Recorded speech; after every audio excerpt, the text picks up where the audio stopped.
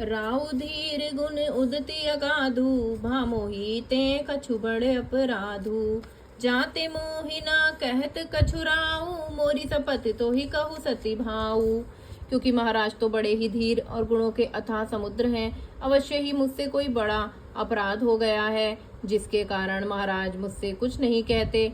तुम्हें मेरी सौगंध है, माता तुम सच सच कहो।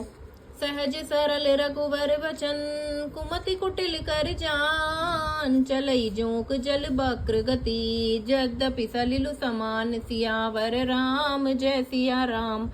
रघुकुल में श्रेष्ठ श्री रामचंद्र जी के स्वभाव से ही सीधे वचनों को दुर्बुद्धि कैकई टेढ़ा ही करके जान रही है। जैसे यद्यपि जल समान ही होता है, परंतु जोंक उसमें टेढ़ी चाल से ही चलती है।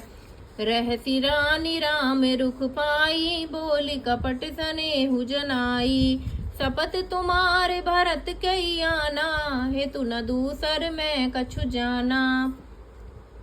रानी कैकई श्री रामचंद्र जी का रुख पाकर हर्षित हो गईं और कपटपूर्ण स्नेह दिखाकर बोली, तुम्हारी शपथ और भरत की सौगंध है, मुझे राजा के दुख का दूसरा कुछ भी कारण विदित नहीं है। तुम है अपराध जो गुण ही ताता, जननी जनक बंधु सुखदाता।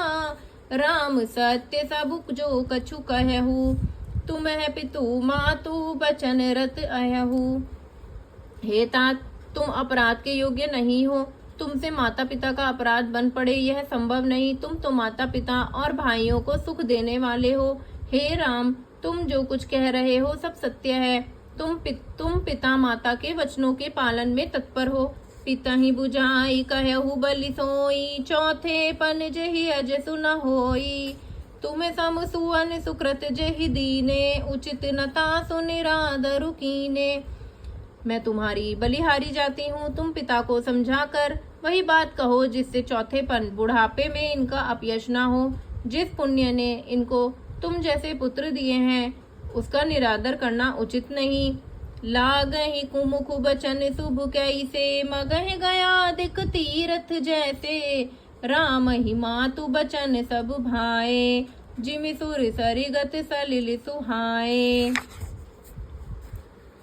कैकई के बुरे मुख में ये शुभ वचन कैसे लगते हैं, जैसे मगध देश में गया आदिक तीर्थ श्री रामचंद्र जी को माता कैकई के समान सब वचन ऐसे अच्छे लगते हैं, जैसे गंगा जी में जाकर अच्छे और बुरे सभी प्रकार के जल शुभ और सुंदर हो जाते हैं।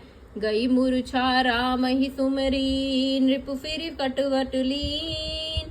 सचिव राम आगमन कहीं, बिने समय समलीन। सियावर रामचंद्र की जय। इतने में राजा की मूर्छा दूर हुई। उन्होंने राम का स्मरण करके राम राम कहकर फिर करवट ली। मंत्री ने श्री रामचंद्र जी का आना कहकर समय अनुकूल विनती की। जय जय सीताराम।